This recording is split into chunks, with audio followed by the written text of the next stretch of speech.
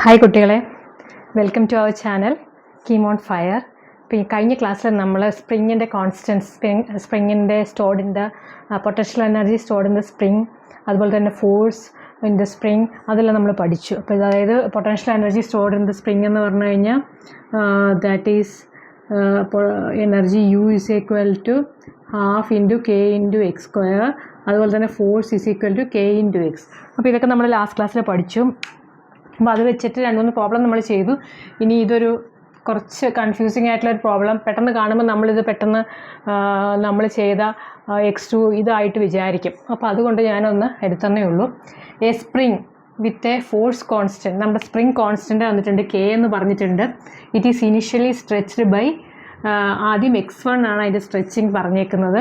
If it is further, ഇപ്രാവശ്യം compression അല്ല stretching ആണ്, further it is stretched by x2, അതായത് x1 ശേഷമാണ് x2, ടോട്ടൽ അല്ല x2. അതാണ് ശ്രദ്ധിക്കേണ്ടത് ഇതിൽ കേട്ടോ. ക്വസ്റ്റ്യൻ എപ്പോഴും നമ്മൾ 1-2 പ്രാവശ്യം ഒന്ന് വായിച്ച് നോക്കണം, ലെങ്തി ക്വസ്റ്റ്യൻ ആണെങ്കിൽ. Then the increase in potential എനർജിയാണ് ചോദിച്ചേക്കുന്നത്. അപ്പോൾ എന്താ നമുക്ക് നോക്കാം. ഒരു സ്പ്രിങ് ഉണ്ട്,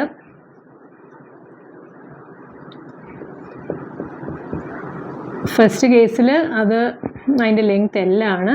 അപ്പോൾ സെക്കൻഡ് കേസിൽ അതിനെ ഇച്ചിരി സ്ട്രെച്ച് ചെയ്തപ്പോൾ ആ increase in length that is x1 അത് തന്നിട്ടുണ്ട്. ഇതാണ് കേസ് 1. ഇനി കേസ് 2-ൽ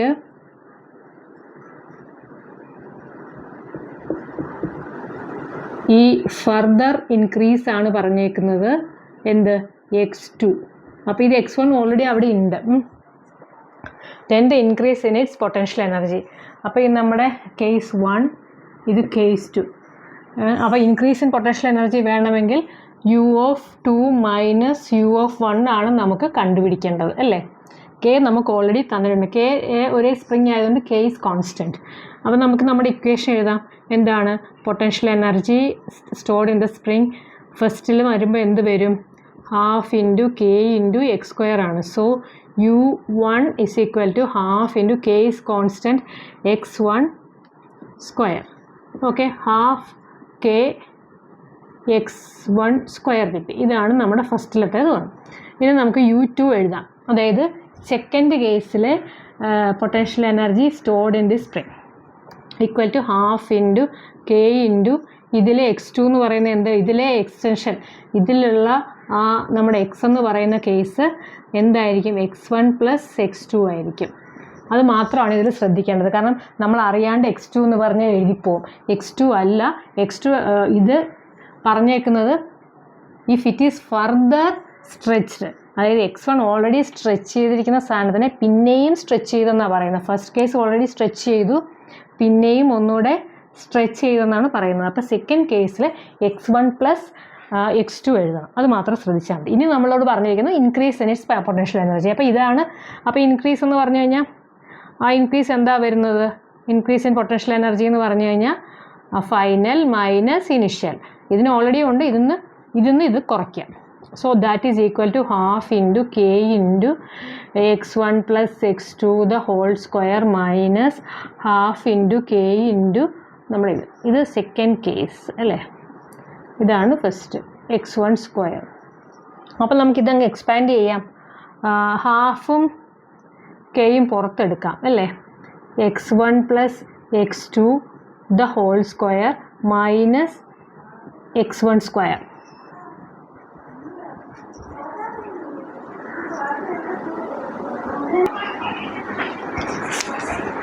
ഓക്കെ, അപ്പോൾ നമുക്ക് ഇത് എക്സ്പാൻഡ് ചെയ്യാം. Half into K into constant ആദ്യം പുറത്തെടുക്കാം. x1 plus x2 the whole square minus x1 square equal to half into K into x1 square plus 2x1 x2 plus x2 square minus x1 square. The x1 plus x2 the whole square നമ്മൾ expand ചെയ്തതാണ്. x1 square plus 2x1 x2 plus x2 square minus x1 square. Half K നമ്മൾ പുറത്തേക്ക് എടുത്തു. അപ്പോൾ നമുക്ക് ഈ ഒരു plus x1 square minus x1 square cancel ചെയ്യാം. ബാക്കി എന്തൊക്കെയുണ്ട്? Half into K into 2x1 x2 plus x2 square. അപ്പോൾ ഇങ്ങനൊരു സാധനം അവിടെ ഇല്ല. പകരം ഒരു x2 കൂടെ നമുക്ക് പുറത്തേക്ക് എടുത്ത് നോക്കാം. That is half into K into, ഇനി കോമൺ ആയിട്ട് രണ്ടിടത്തും x2 ഉണ്ടല്ലോ, x2 പുറത്തെടുക്കാം, 2x1 plus x2. So that is the answer. അതുണ്ടോ നോക്കിയേ, this one, second option, half into K into x2 into 2x1 plus x2. ഇത് തിരിച്ചാണ് എഴുതിയേക്കുന്നത്, but it's x2 plus 2x1 എന്നാണ് ഇവിടെ എഴുതിയേക്കുന്നത്. That's answer. അപ്പോൾ മനസ്സിലായാലും നിങ്ങൾ ജസ്റ്റ് ഒന്ന് ശ്രദ്ധിച്ചാൽ മാത്രം മതി. ബാക്കിയെല്ലാം സെയിം ആണ് നമ്മുടെ potential energy of spring. Okay,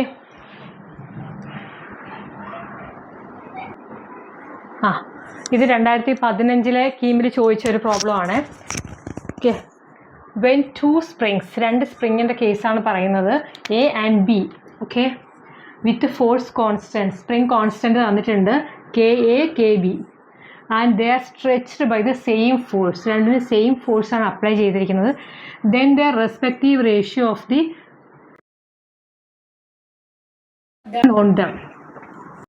കേൾക്കുന്നത് 2 സ്പ്രിങ് ഉണ്ട്, എയും ബിയും, KA ഉണ്ട്,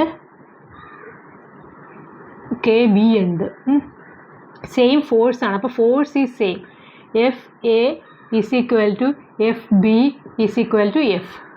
അപ്പോൾ ഫോഴ്സ് എന്താണെന്ന് നമുക്കറിയാമല്ലോ, K into x, ratio of the work done. അപ്പോൾ സ്ട്രെച്ച്ഡ് എന്താണെന്ന് അറിയത്തില്ല. അപ്പോൾ FA is equal to KA into XA, FB is equal to KB into XB. അപ്പോൾ ഇത് രണ്ട് സെയിം ആയതുകൊണ്ട് നമുക്ക് എന്ത് എഴുതാം, KA into XA is equal to KB into XB. അപ്പോൾ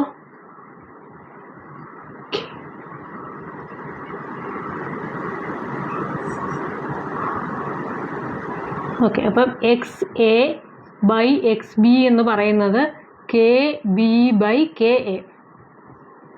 ഇതെങ്ങനെയാണെന്ന് മനസ്സിലായല്ലോ.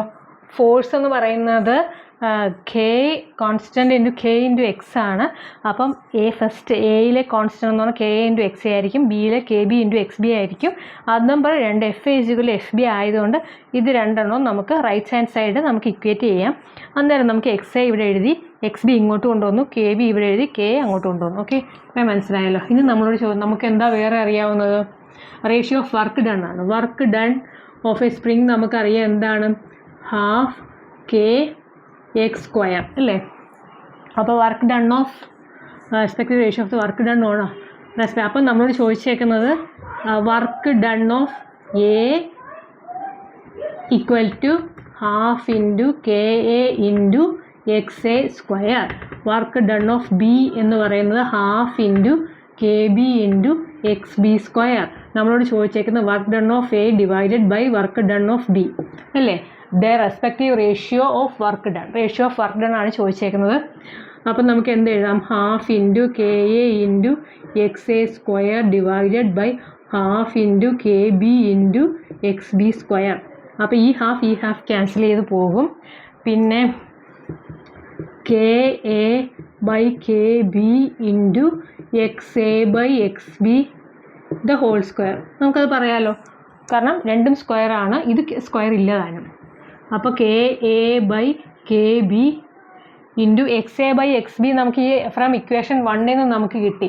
അപ്പോൾ ഇക്വേഷൻ 1 നമുക്ക് എഴുതുമ്പം XA ബൈ XB എന്ന് പറയുന്നത് KB ബൈ KA. അപ്പോൾ KB by KA the whole square. അതെങ്ങനെ വരും, KA by KB into KB square എന്ന് പറഞ്ഞാൽ KB into KB divided by KA into KA. അപ്പോൾ ഒരു KA ഒരു A ക്യാൻസൽ ആവും, ഒരു KB ക്യാൻസൽ ചെയ്യും, ബാക്കിയുള്ളത് എന്താണ്, KB ബൈ KA. ഓക്കെ, അപ്പോൾ work done by A, work done of A divided by work done of B, അതാണ് ചോദിച്ചേക്കുന്നത്. ദ റെസ്പെക്റ്റീവ് റേഷ്യോ എയും ബിൻ്റെ respective ratio of work done A by B എന്ന് പറയുന്നത് നമ്മുടെ ഫോഴ്സ് കോൺസ്റ്റൻറ്റ് K അല്ലെങ്കിൽ spring constant KB divide by KA. അപ്പോൾ അതിൻ്റെ അർത്ഥം എന്താ,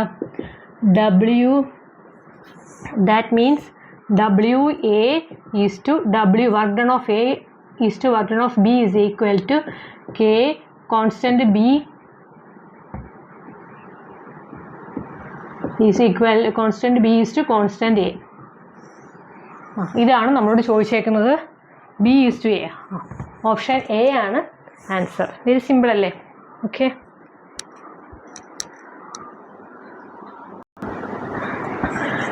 നെക്സ്റ്റ് 2021 ഒരു പ്രോബ്ലം ആണ്.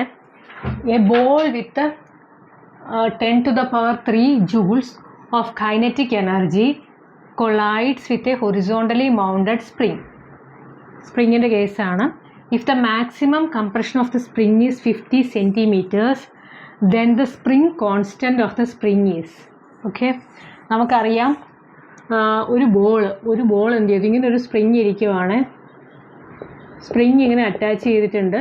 അപ്പോഴാണ് ഒരു ബോൾ ഇവിടെ നിന്ന് വന്ന് ഇതിലേക്ക് ഒറ്റ തട്ടാൽ ആ ബോളിന് എന്താണുള്ളത്, ആ ബോളിൻ്റെ kinetic energy of the ball എന്ന് പറഞ്ഞാൽ 10⁻³ joules. അപ്പോൾ നമുക്ക് total mechanical energy is same for initial and final.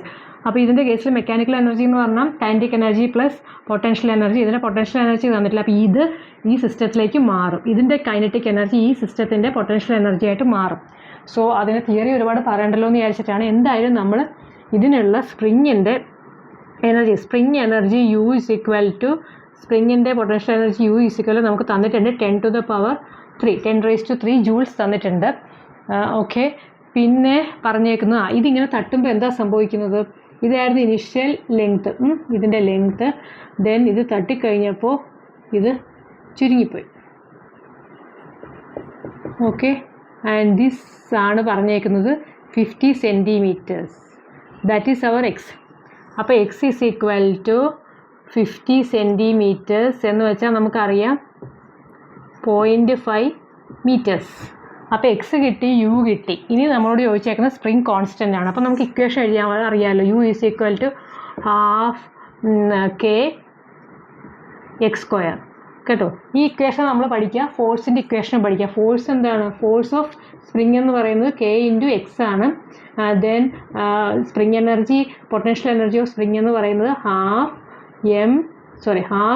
kx² ആണ്. അപ്പോൾ ഈ രണ്ട് ഇക്വേഷൻ സ്പ്രിങ്ങിനെ സംബന്ധിച്ച് നമ്മൾ പഠിച്ചാൽ മതി. ബാക്കിയൊക്കെ നമ്മൾ ലോജിക്കലായിട്ട് അപ്ലൈ ചെയ്താൽ മതി. ഓക്കെ, അപ്പോൾ നമുക്ക് സ്പ്രിങ്ങിൻ്റെ പൊട്ടൻഷ്യൽ എനർജി ഇതാണെന്ന് തന്നിട്ടുണ്ട്, ½ k×x². അപ്പോൾ സബ്സ്റ്റിറ്റ്യൂട്ട് ചെയ്താൽ മതിയല്ലോ. This one is 10 to the power 3 is equal to ½ k×x എത്രയാ, 0.5ൻ്റെ square. So k is equal to 10 to the power 3 × 2 divided by 0.5 × 0.5. Okay, 10 to the power 3 × 2 divided by രണ്ട് point മുകളിലേക്ക് ആക്കുമ്പോൾ ×100 ആക്കാം. ഓക്കെ, സോ അപ്പം 5 2 10 4 20. Okay, അപ്പോൾ answer എത്ര കിട്ടും, 4 × 8 2 8 8 × 10 to the power 3 joules. Okay, അങ്ങനെ ഒരു ആൻസർ ഉണ്ടോ? ഓക്കെ, ജൂൾസ് അല്ലെങ്കിൽ അല്ല, സ്പ്രിങ് കോൺസ്റ്റൻ്റാണ് ചോദിച്ചേക്കുന്നത്, ജൂൾസ് അല്ല. കെ എൻ്റെ വാല്യൂ അല്ലേ, അപ്പോൾ Newton/meter. ഓക്കെ, കെൻ്റെ വാല്യൂ ചോദിച്ചേക്കുന്നത്, not the spring, not the potential energy. U നമുക്കിവിടെ ജൂൾസിൽ തന്നിട്ടുണ്ട്, കെ ആണ് ചോദിച്ചേക്കുന്നത്. കെൻ്റെ യൂണിറ്റ് എന്ന് പറഞ്ഞാൽ Newton/meter. So C is A correct answer. Okay,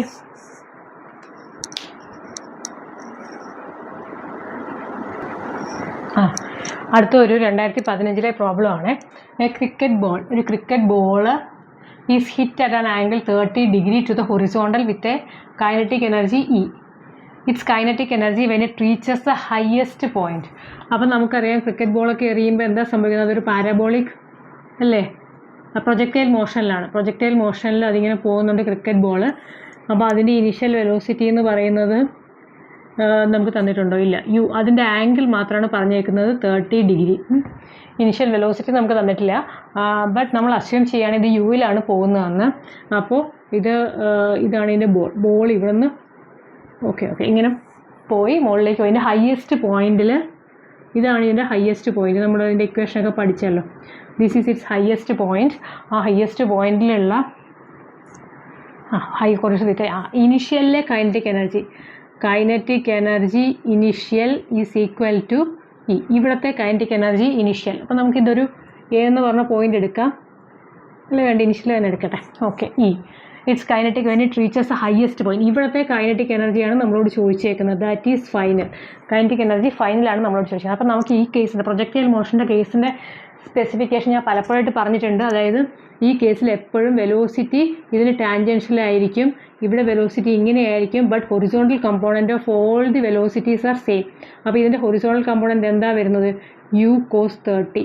U cos 30. ഇത് തീറ്റ ആണെങ്കിൽ യു കോസ് തീറ്റ. അപ്പോൾ എല്ലായിടത്തെയും horizontal component is same, U cos theta. ഇവിടെ വരുമ്പോൾ ഇതിങ്ങനെ പോകും, ഇതിൻ്റെ ഹൊറിസോണ്ടൽ കമ്പോണൻ്റ് എന്ന് പറയുന്നത് ഇങ്ങോട്ട് വരും. എല്ലാത്തിൻ്റെയും ഹൊറിസോണ്ടൽ കമ്പോണൻറ്റ് ഈസ് സെയിം. അപ്പോൾ ഇവിടെ ആണെങ്കിൽ വെർട്ടിക്കൽ കമ്പോണൻ്റ് ഇല്ല. അപ്പോൾ ഇവിടുത്തെ വെലോസിറ്റി എന്ന് പറയുന്നത് എന്തായിരിക്കും? U cos. പല തിരിച്ചും മറിച്ചും ഇതിപ്പം നമ്മുടെ ഇതേമാതിരി വേറെ ക്വസ്റ്റ്യൻ അല്ലെങ്കിൽ ഈ സെയിം കോൺസെപ്റ്റ്, അതായത് പ്രൊജക്റ്റൈൽ മോഷൻ്റെ ഹൊറിസോണ്ടൽ വെലോസിറ്റി എല്ലായിടത്തും സെയിം ആയിരിക്കും. ഈ ഹയസ്റ്റ് പോലെ അതിന് വെർട്ടിക്കൽ ഉണ്ടാവില്ല.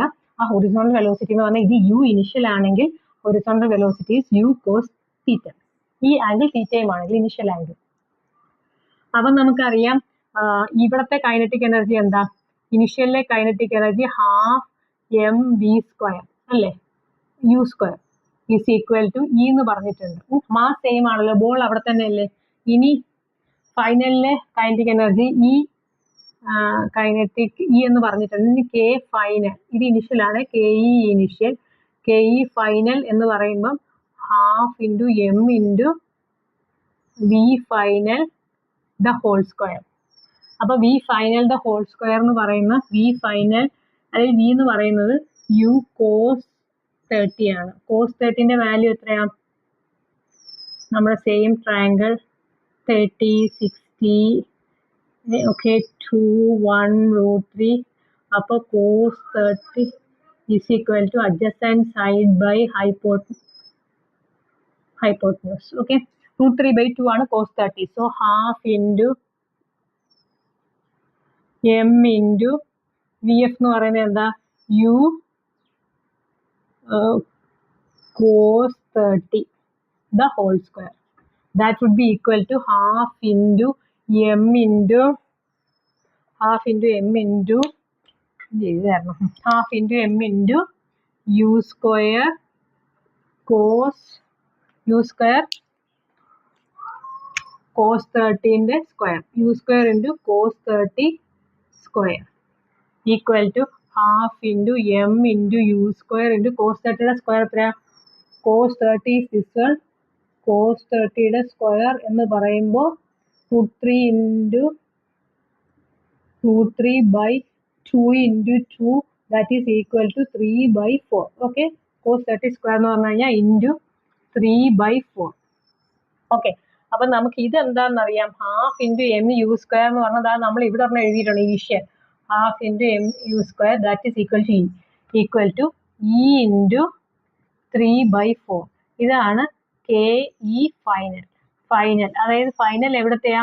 ഫൈനൽ എന്ന് പറഞ്ഞാൽ ഇവിടത്തെ, അവിടുത്തെ കൈനറ്റിക് എനർജി എന്ന് പറയുന്നത് initial energy kinetic energy into 3/4 ആണ് ഇനിഷ്യലിൽ ഇ ആണെങ്കിൽ. So what is the answer? Okay, d. Answer d ആണ് റൈറ്റ് ആൻസർ. ഓക്കെ.